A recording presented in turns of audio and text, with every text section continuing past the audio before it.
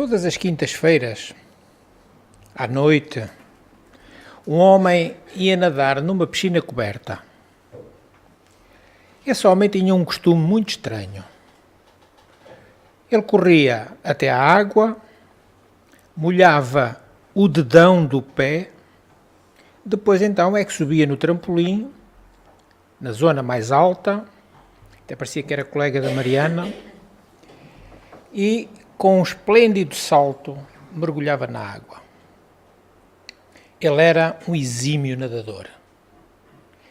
Só que as pessoas ficavam intrigadas com aquele costume dele de molhar o dedo grande do pé.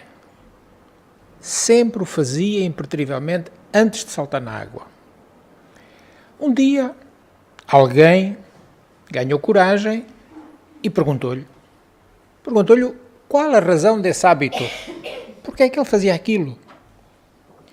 Ele sorriu e respondeu: sim, eu tenho um motivo muito forte para fazer isto.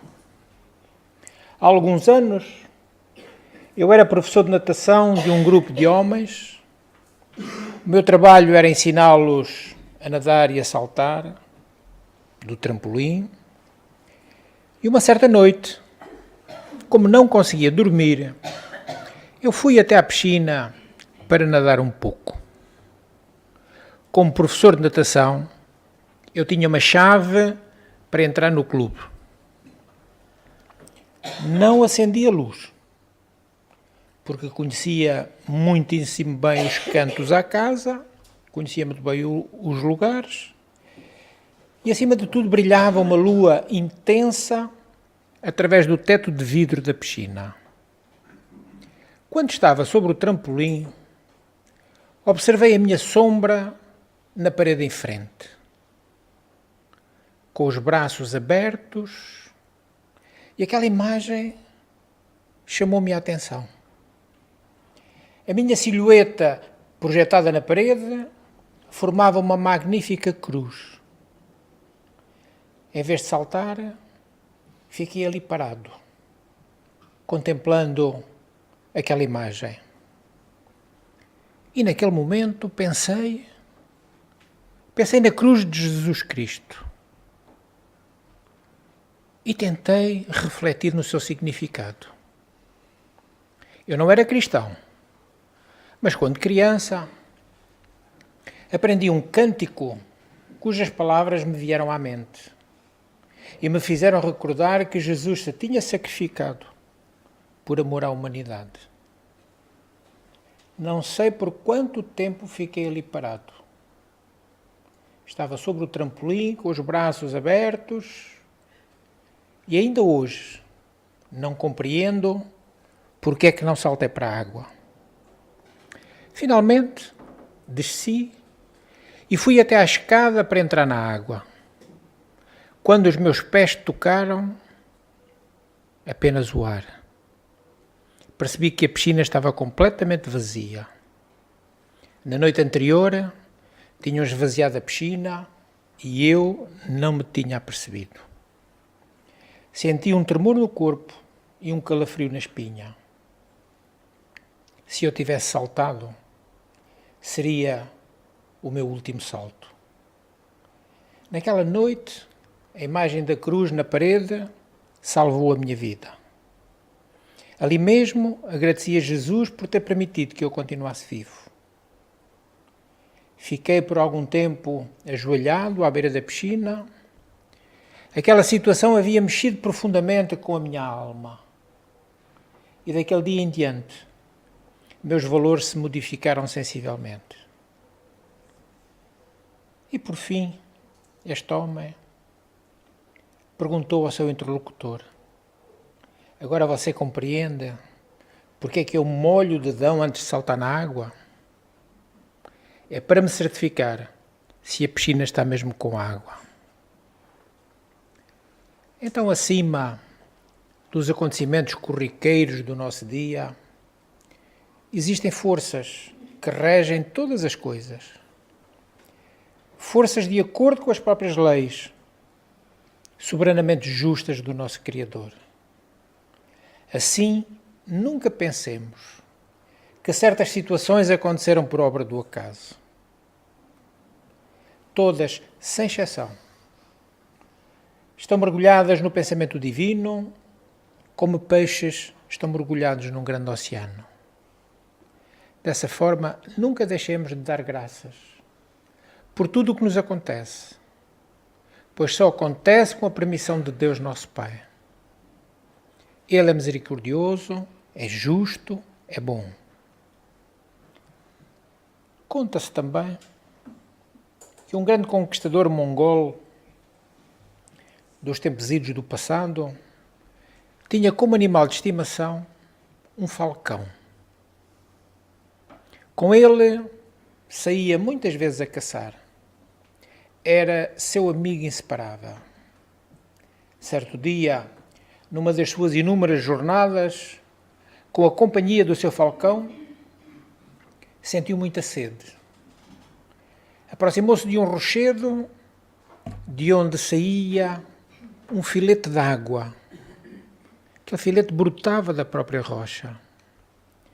Tomou da sua taça, encheu-a até cima e levou aos lábios. No mesmo instante, o falcão atirou-se contra a taça e o líquido precioso caiu no chão. O poderoso conquistador e senhor da guerra ficou muito irritado. Levou a taça novamente até o luminoso e fresco fio d'água e tornou a encher. De novo, antes que ele pudesse beber uma única gota, o falcão investiu contra a sua mão, fazendo com que caísse ao chão a taça e se perdesse a água. Imaginemos nós a raiva daquele homem sedento e também impiedoso conquistador. Desta vez, olhou para a ave e de modo grosseiro falou-lhe: vou tornar a encher a taça. Se você a derrubar outra vez, impedindo que eu beba, você perderá a vida. Na mão direita, segurando a sua espada mongol, com a esquerda ele tornou a colocar a taça debaixo do filete d'água e a encheu. No exato momento em que ele levava aos lábios, o falcão voou rápido e a derrubou. Ágil como ele só, aquele senhor habituado a espadeirar, utilizou a espada e em pleno ar decepou a cabeça do falcão, que lhe caiu morto aos pés. Ainda com raiva, ele chutou longe o corpo da ave. E porque a taça se tivesse quebrado no terceiro embate, ele subiu pelas pedras para beber do ponto mais alto do rochedo, onde imaginou que fosse a nascente da fonte. Para sua surpresa, descobriu presa entre as pedras, bem no meio da nascente, uma enorme cobra venenosa. Apenas nesse instante, e somente então, o grande conquistador se deu conta do que o falcão fez. Salvou-lhe a vida por 3 vezes, pois se bebesse daquela água contaminada, adoeceria e inevitavelmente morreria. Tardiamente, lamentou o gesto, aquele gesto violento e quase impensado, que o levou a matar o perspicaz animal, tão seu amigo. Ambos os casos servem-nos para nós vermos a presença de Deus nas nossas vidas, a mão de Deus. E ela se faz através, às vezes, dos sábios conselhos dos amigos. Contudo, quando esses amigos nos vêm falar de como seria mais prudente agirmos desta ou daquela maneira, diante dessa ou daquela circunstância, nós irritamos-nos. E às vezes até fazemos pior. Acabamos com velhas e boas amizades, porque o nosso amigo, de algum jeito, nos quis elucidar alguma coisa. De outras vezes, Deus estabelece que algo que desejamos intensamente não se concretize, Algo que ambicionamos. Por exemplo, conquistarmos um lugar através de um concurso, fazermos uma viagem, conquistarmos um prémio, irmos a uma festa ou até mesmo conseguirmos um determinado emprego. É o suficiente, se não conseguirmos, para que gritemos contra Deus. E logo nos afirmamos abandonados por Ele. Logo afirmamos que estamos esquecidos do seu apoio. Raras vezes paramos para pensar e analisar sobre o que nos está acontecendo. Quase nunca paramos para nos perguntarmos: não será a mão de Deus agindo para me dizer que este não é o melhor caminho para mim? Raramente pensamos isso.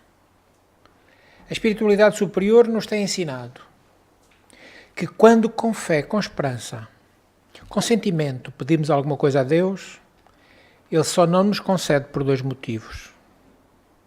Ou não merecemos, ou não é o melhor para nós. Se já tivermos conquistado o merecimento e for algo de que resulte utilidade para nós, Deus nos concede, Deus nos dá. Nada ocorre ao acaso. Tudo tem uma razão de ser. Nunca nos demos conta que às vezes um engarrafamento de trânsito em que nós perdemos alguns preciosos minutos pode estar a impedir de nós sermos participantes num acidente mais à frente. Raramente pensamos nisso. Ficamos logo irritados porque estamos ali parados. Às vezes um contratempo à saída de casa que até nos retarda para apanharmos o nosso transporte. Tínhamos planeado determinada hora, perdemos o tempo. Não pensamos que pode ser a mão de Deus também ela interferindo para que nós não sirvamos daquele transporte que esperávamos, para não estarmos também presentes num outro acidente qualquer, ou não termos nenhum encontro desagradável. Tudo isto é a providência divina. Estejamos atentos. Busquemos entender as pequenas mensagens que Deus nos envia a toda a hora e a todo o instante. Não nos irritemos. Não nos alteremos. Agradeçamos. A mão de Deus está sempre agindo a nosso favor. Em todos os momentos, em todos os dias.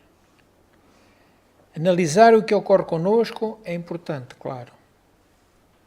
A resposta divina sempre chega.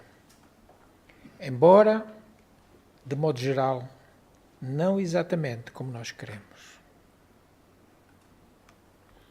Assim é o concurso que hoje não se consegue vencer, o negócio cuja finalização não se concretiza ou não dá certo, até o idealizado casamento que acaba no noivado, o filho que não se alcança, os filhos que se têm e partem prematuramente, ou os que se vão embora sem despedida, tudo sem exceção, tem razão de ser. Razão que apenas a divindade conhece e que devemos nós todos, no mínimo, tentar entender para depois aceitar. Jesus deixou-nos ficar uma máxima que nos exemplifica isto perfeitamente. Faça-se a vossa vontade e não a minha. Vejamos uma pequenina psicografia de Divaldo Pereira Franco acerca deste mesmo tema. Deus te ama e tu percebes. Sua ternura te rocia a face e suas mãos te sustentam. Seu hálito te vitaliza e sua voz silenciosa chega até aos teus ouvidos. Porque são bênçãos, são esperanças, são orientações. Deus vive, manifesta e dilata o seu amor através de ti. Tu o sabes. E onde estiveres, Ele estará sempre contigo. Há um ditado popular, e os ditados populares quase sempre são sábios, este nem tanto. Diz este provérbio que Deus escreve certo por linhas tortas. Não é verdade. A verdade é que Deus escreve certo por linhas certas. Não duvidemos. A mão de Deus está em tudo e tudo o que Deus faz, dispondo das coisas de modo que se realizem os objetivos de ordem e de harmonia. Não só nossa, mas do conjunto em que nós estamos inseridos, do país em que vivemos, do mundo em que habitamos e do universo, onde nós próprios também fazemos parte. Deus visa o bem e a felicidade das criaturas, com a plena satisfação das suas reais necessidades, sejam físicas ou sejam espirituais. Finalizando esta palestra, gostaríamos de deixar para meditação algumas palavras do nosso iluminado Allan Kardec no livro A Gênese. Deus existe, disso não poderemos duvidar, e Ele é infinitamente justo e bom. Essa é a sua essência. A tudo se estende a sua solicitude. Compreendemo-lo. Só o nosso bem, portanto, pode Deus querer. De onde se segue que devemos confiar nele, e isso é o essencial. Quanto ao mais, esperemos que nos tenhamos tornados dignos de o compreender. Confiemos então em Deus. Ele sempre nos concederá o necessário. Muitas vezes não concede o supérfluo. O homem sofre enquanto não aprender a distinguir o supérfluo do necessário. Quantas angústias, quantas tristezas, quanta infelicidade resulta porque nós não conseguimos o que queremos. Porque nós muitas vezes colocamos as nossas metas muito altas ou muito longe. Quase de imediato nós sabemos que não é possível. Mas continuamos com a mania de alcançar o que não conseguimos. E por vezes não damos valor ao que temos, que na grande maioria das vezes é muito mais do que outros têm. O ser humano deve refletir que o valor do ter é muito inferior ao valor do ser. Importante é ser. Porque o ter hoje temos, amanhã deixamos de ter. O que temos hoje podemos perder amanhã. Mas o ser que somos, e quando dizemos o ser que somos é o ser espiritual, não acabará jamais. Nós, os espíritos, somos imortais. Logo, sermos imortais é muito mais importante do que termos coisas transitórias. Ao mundo chegamos e no mundo encontramos. Do mundo terra partiremos e no mundo terra deixaremos ficar. Quando, neste mundo de Deus, chamado de terra, reinar a fraternidade, o supérfluo do rico suprirá as necessidades do pobre. Fica claro, portanto, que a mão de Deus se manifesta duplamente. Ela se manifesta pela misericórdia e se manifesta pela própria justiça. Então que esta reflexão cale fundo nos nossos corações. Acredito em Deus? Sim. Acredito que Deus é justo? Sim. Acredito que Deus é sábio? Sim. Acredito que Deus é bom? Sim. Então, como me vou queixar do que quer que seja que me aconteça? Somos almas em evolução. Nenhum de nós ainda é perfeito. Porquanto se o fôssemos, não estávamos aqui, reencarnados num mundo difícil. Estaríamos em mundos superiores, em mundos de felicidade. Não estamos. Como não somos missionários, Não estamos fadados para tal, não temos competência para tal. Estamos aqui reencarnados para aprendermos com a própria vida. Com tudo o que a vida nos apresenta, de bom e de mau. Tudo é para aprendizado. Ora, confiando eu em Deus, como já afirmei, tudo o que vier a mim é fruto da minha necessidade. A cada um segundo as suas obras. Isto não quer dizer nunca, em nenhuma circunstância, que sejamos descaridosos com quem sofre. Porque podemos ser suficientemente egoístas para dizer aconteceu, é bem feito, é porque precisas. Isso será o mais extremo dos egoísmos, porque temos que ser sempre solidários com quem sofre. E se calhar até estaremos no caminho dessas almas para as ajudarmos, para que o seu sofrimento seja minimizado. Aqui a importância da caridade. Muitas vezes a mão de Deus pode vir pela nossa caridade.